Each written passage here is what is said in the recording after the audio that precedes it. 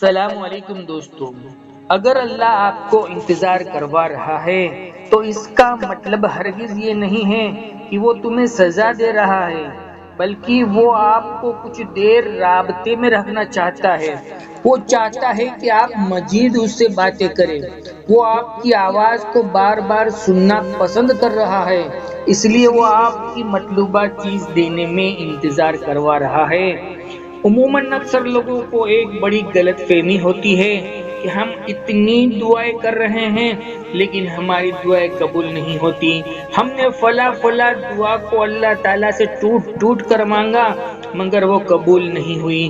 میں نے فلاں کام کے لیے دعا کی لیکن وہ کام نہ ہو سکا۔ لوگ کہتے ہیں کہ ہم نے تو قبولیت کے بہت بہترین اوقات میں بھی اپنے رب کو یاد کیا لیکن وہ چیز مجھے نہ مل سکی۔ تمہارا دل یقیناً اس سکے شکایتوں سے بھرا ہوا ہوگا، ہے نا؟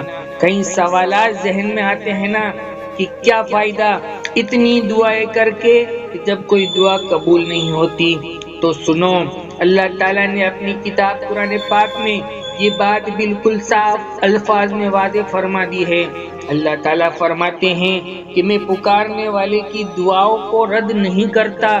سنو، تمہارا رب تم سے کہتا ہے کہ جو مجھ سے دعا کرتے ہیں میں ان کی دعاؤں کو قبول کرتا ہوں اور ان کی باتوں کا جواب بھی دیتا ہوں۔ جان لو کہ دعا کا صحیح تصور کیا ہے اور اصل میں دعا ہے کیا۔ ہم تو اس کے صحیح معنوں سے بھی محروم ہیں۔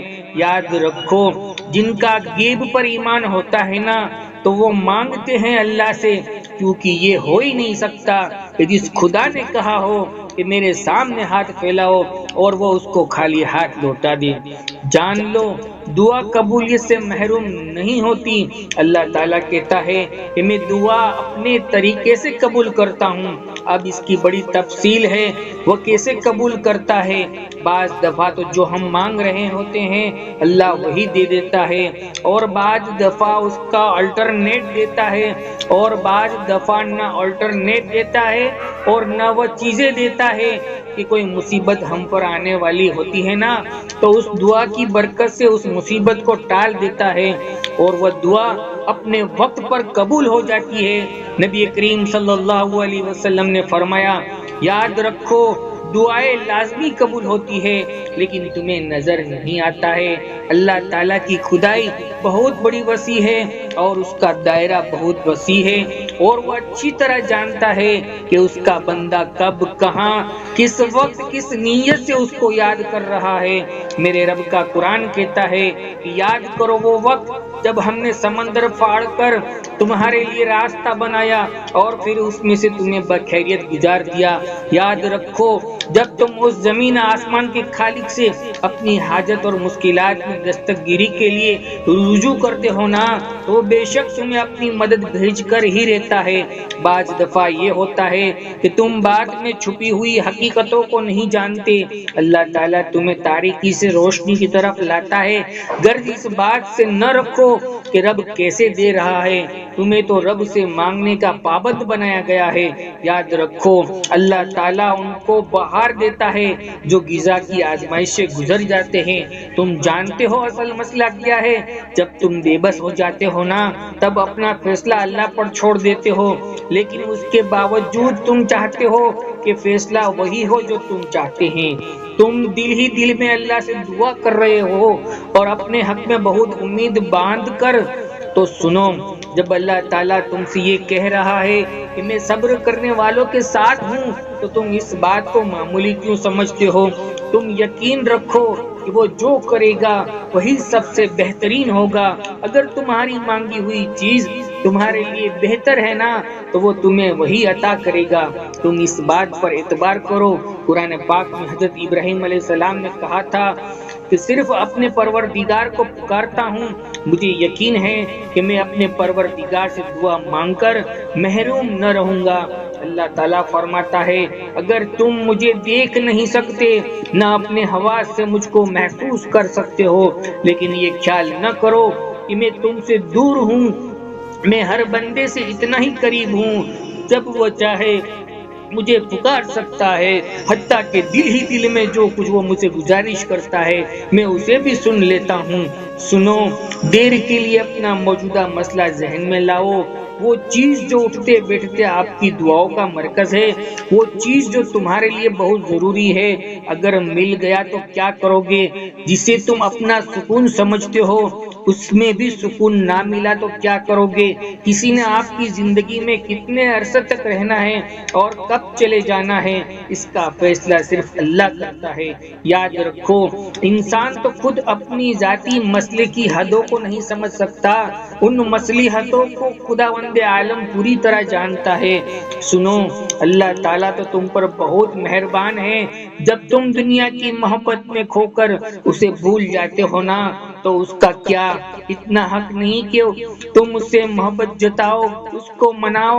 جانتے ہو، جب تم اس کی بارگاہ کے اندر روتے ہو، سسکتے ہوئے اپنی خواہش اس کو بتاتے ہو، اپنی من پسند چیز اس سے طلب کرتے ہو، تو بس تمہارا یہ مانگنا، تمہارا یہ انتظار کرنا اللہ کو بہت پسند آتا ہے۔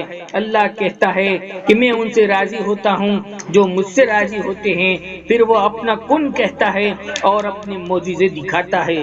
یاد رکھو، اللہ کی طرف سے کی گئی دیر میں کتنی خیر ہے، یہ تمہیں تب سمجھ میں آئے گی جب صبر کے اذکار سجدے شکر کی شرطوں میں بدل جائیں گے۔ اس وقت تم کانپتے لبوں کے ساتھ اس کے مجیب کرنے والے کی گواہی دو گے، یہ دل اس کی محبت سے پھٹنے لگے گا اور تم اپنی قسمت کے اوپر رشک کرو گے۔ اب تمہارا بھروسہ تمہیں دکھائے گا کہ اللہ کی طرف سے معجزے کتنے قریب ہو چکے ہیں۔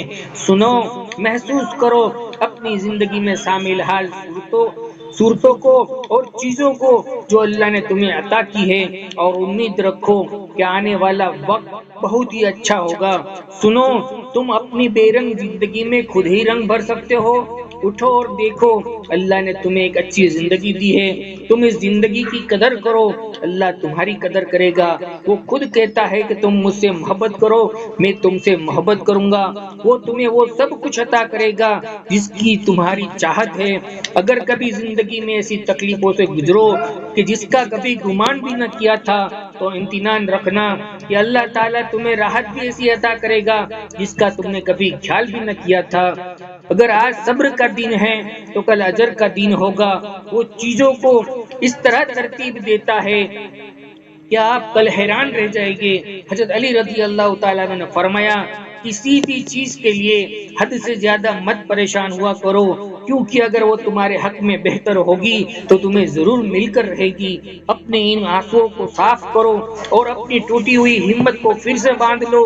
تم دیکھنا کہ وہ وقت بہت قریب ہے جب تمہارا رب تمہیں خوش کرنے میں کوئی کسر نہیں چھوڑے گا۔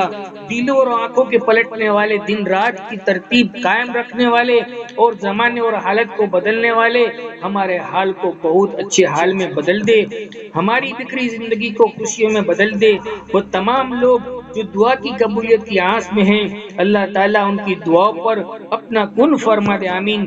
دوستو، اگر آپ کو اس ویڈیو سے کچھ بھی سکون ملا ہو تو ہماری حوصلہ افزائی بھی ضرور کیجیے گا، اور ویڈیو کو لائک کر کے چینل کو سبسکرائب بھی ضرور کیجیے گا۔